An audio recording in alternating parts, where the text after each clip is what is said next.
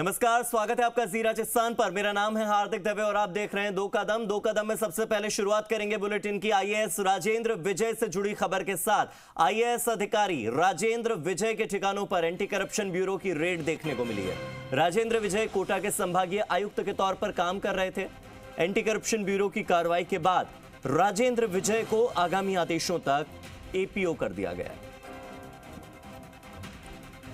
कार्मिक विभाग ने आदेश जारी कर दिए हैं। आपको बता दें कि एसीबी को आय से अधिक संपत्ति अर्जित करने की शिकायत मिली और उसके बाद एंटी करप्शन ब्यूरो ने राजेंद्र विजय के ठिकानों पर छापेमारी की।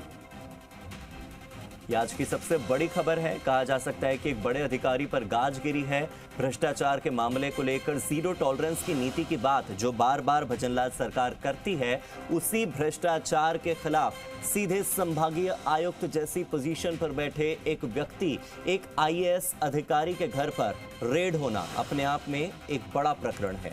राजेंद्र विजय आईएएस अधिकारी का नाम है, कोटा के संभागीय आयुक्त के तौर पर काम कर रहे थे और एसीबी की कार्रवाई के बाद राजेंद्र विजय को आगामी आदेश तक एपीओ।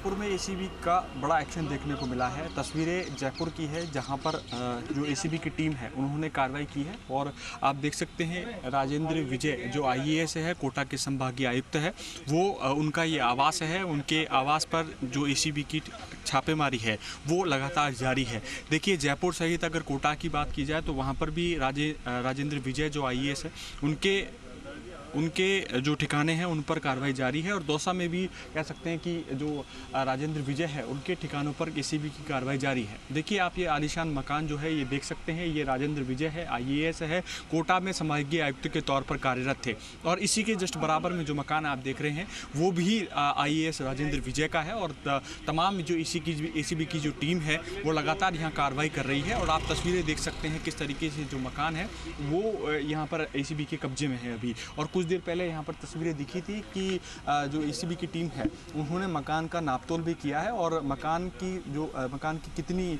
कह सकते हैं कि यहाँ पर रेट है उसका भी अंदाज़ा लगाने के जो प्रयास है वो एसीबी की टीम ने किया है। देखना होगा कि एसीबी की जो कार्रवाई है उसमें कितनी संपत्ति जो है वो आईएएस राजेंद्र विजय की आती है। कैमरा पर्सन संजय कुमरे के साथ सचिन शर्मा, जी मीडिया, जयपुर। दौसा से मेरे सहयोगी लक्ष्मी अवतार भी मेरे साथ जुड़ गए हैं और साथ ही विनय पंत भी जुड़ गए हैं। पहले विनय का रुख करते हैं। विनय, आपके पास क्या अपडेट? पहले आपके पास की जितनी अपडेट्स हैं बता दीजिए, फिर हम लक्ष्मी अवतार का रुख करते हैं। जी बिल्कुल, देखिए, जो आईएएस राजेंद्र विजय हैं जो कि कोटा के संभागीय आयुक्त थे, उनके खिलाफ एसीबी को शिकायत मिली थी कि उन्होंने आय से अधिक संपत्ति अर्जित की है। शिकायत का सत्यापन करने के बाद आज एसीबी की अलग अलग टीम द्वारा दौसा, जयपुर, कोटा सहित 4 ठिकाने हैं, वहां पर सर्च की कार्रवाई को लगातार अंजाम दिया जा रहा है। सुबह से ही सर्च की कार्रवाई जारी है जो कि अभी तक पूरी नहीं हुई है और ये बताया जा रहा है कि सर्च की कार्रवाई पूरी होने के बाद एक बड़ी काली कमाई यहाँ पे उजागर हो सकती है। वहीं जैसे ही एसीबी कार्रवाई की सूचना विभाग के पास पहुंची तो उनको भी यहाँ पे एपीओ कर दिया गया और साथ ही जो कोटा के जिला कलेक्टर हैं उनको संभागीय आयुक्त की जिम्मेदारी भी दी गई है और फिलहाल अभी जो ये पूरी कार्रवाई है वो लगातार जारी है। जो एसीबी की डीजी हैं डॉक्टर रवि प्रकाश मेहड़ा, उनके निर्देशन में ये जो तमाम जो कार्रवाई है उसको अंजाम दिया जा रहा है। जी हार्दिक। ठीक है, लक्ष्मी अवतार आप बताइए, दौसा से क्या अपडेट? वहां पर अभी क्या घटनाक्रम घटित हो रहा है? क्या क्या प्रकरण अब तक हुआ?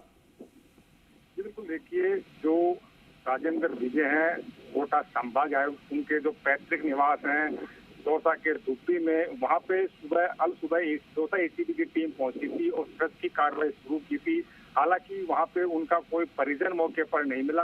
उनका जो चौकीदार है वो वहाँ रहता था, वो भी आज एसीबी को नहीं मिला। ऐसे में जो एसीबी की टीम है दौसा की जो डिप्टी एसपी है एसीबी के नवल किशोर मीणा, उनके नेतृत्व में टीम वहाँ पहुंची थी। ऐसे में जो टीम द्वारा जो उनका निवास है पैतृक निवास, उसे वहाँ पे सीज कर दिया गया, अपने अधिग्रहण में ले लिया गया है। हालांकि अभी तक दौसा जो दुब्बी में उनका निवास है वहाँ पे एसीबी को क्या कुछ मिला इस बात का एसीबी खुलासा नहीं कर रही है। जो एसीबी के डीजी हैं रवि प्रकाश मेहड़ा संभवतः शाम तक इस पूरे जो सर्च ऑपरेशन है आईएएस राजेंद्र विजय के यहाँ जो किया गया है उसका पूरा खुलासा पूरा प्रूफ मीडिया के सामने करेंगे। लेकिन फिलहाल ये कहा जा सकता है कि एसीबी की लगातार जो उनके 4-5 ठिकाने हैं उन पर उन सर्च का जो काम है वो जारी है।